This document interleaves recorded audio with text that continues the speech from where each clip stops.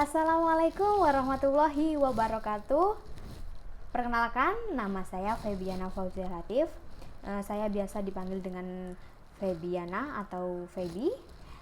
Saya dari kelas 4A Pendidikan Ekonomi dari STKIP PGRI Tulung Agung.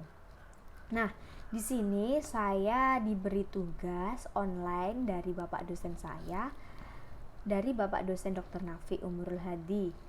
Nah, beliau menyampaikan tugasnya melalui Google Classroom dan juga melalui Zoom. Nah, beliau memberikan tugas ada 2 pertanyaan terkait dengan adanya virus corona ini. Tentunya ada dampak negatif dan juga positifnya tentunya.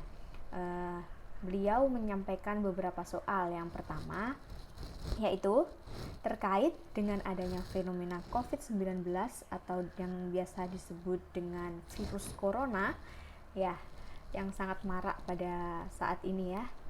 Yang pertama itu apa saja yang berubah di pasar Indonesia dan juga di pasar internasional dari aspek perilaku konsumen dan juga produsen.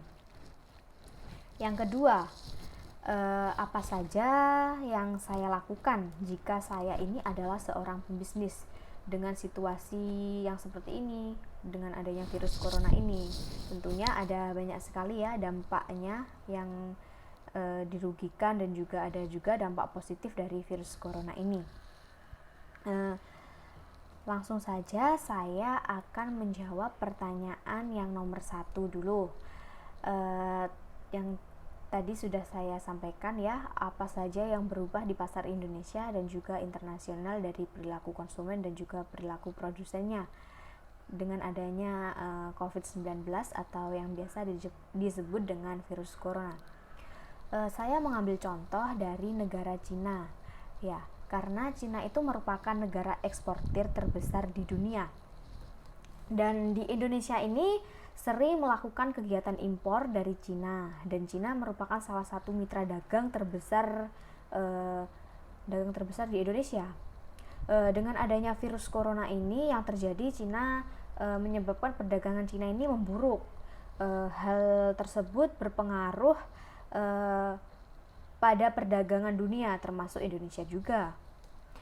Penurunan permintaan bahan mentah dari Cina seperti batu bara, kelapa sawit, terus dan masih banyak sekali ya. Ini akan terganggu dengan sektor ekspor di Indonesia yang dapat menyebabkan penurunan harga dari barang tambang tersebut.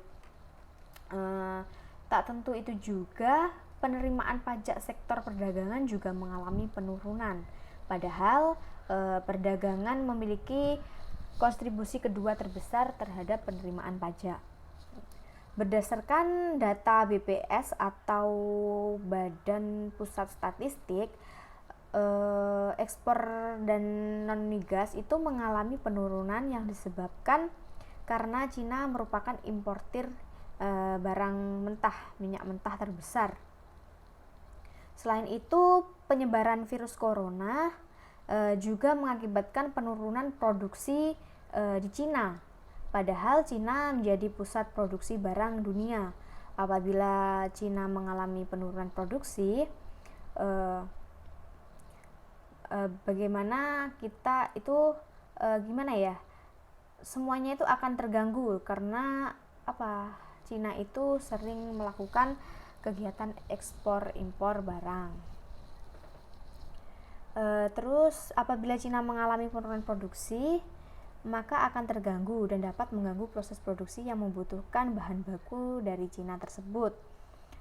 Indonesia juga sangat bergantung juga dengan bahan baku dari Cina, terutama bahan baku plastik, bahan baku tekstil, elektronik, komputer, furnitur, dan masih banyak sekali. Ini virus corona juga berdampak juga pada investasi karena masyarakat akan berhati-hati jika membeli barang maupun berinvestasi. Itu yang dapat saya sampaikan dari soal yang pertama mengenai perilaku dari konsumen.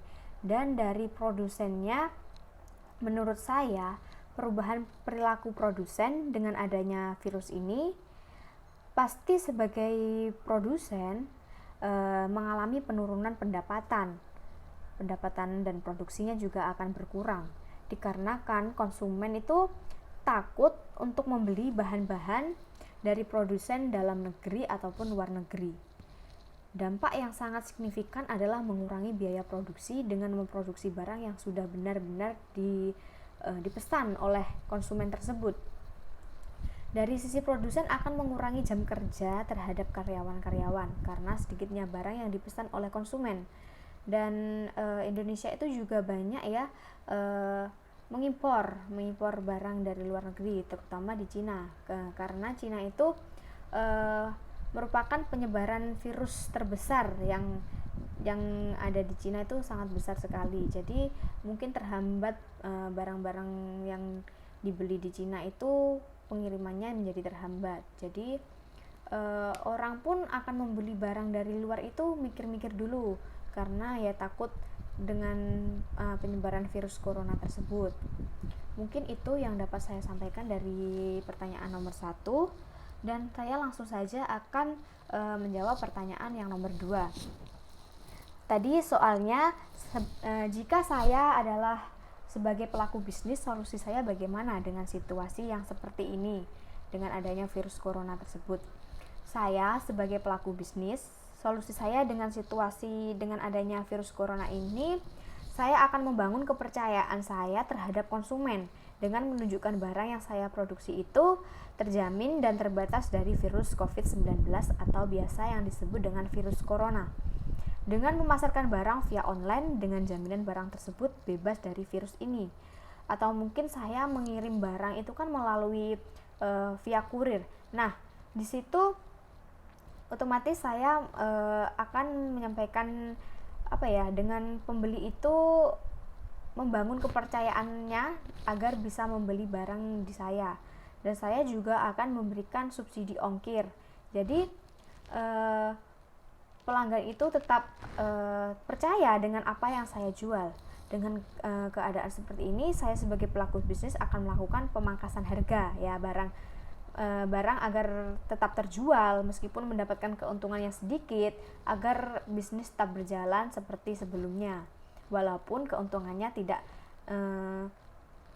terlalu banyak, serta membuat batu loncatan membuat bisnis yang tidak ada dampak terhadap virus ini.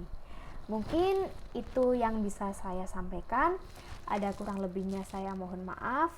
Mungkin ada nanti Bapak Dr. Nafi memberikan saran dengan saya menyampaikan video ini. Bila ada kurang lebihnya saya mohon maaf. Saya akhiri. Wassalamualaikum warahmatullahi wabarakatuh.